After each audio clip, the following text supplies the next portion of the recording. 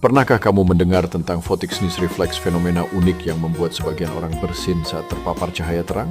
Ya, sekitar 18,35% orang di dunia mengalami hal ini. Bagaimana ini bisa terjadi?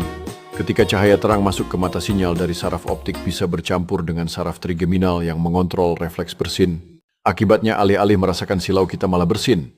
Menariknya, PSR ini bersifat genetik dan diturunkan secara autosomal dominan. Jadi jika kamu atau keluargamu mengalaminya, mungkin itu warisan dari nenek moyangmu. Jadi jika kamu merasa ingin bersin saat melihat sinar matahari, jangan khawatir.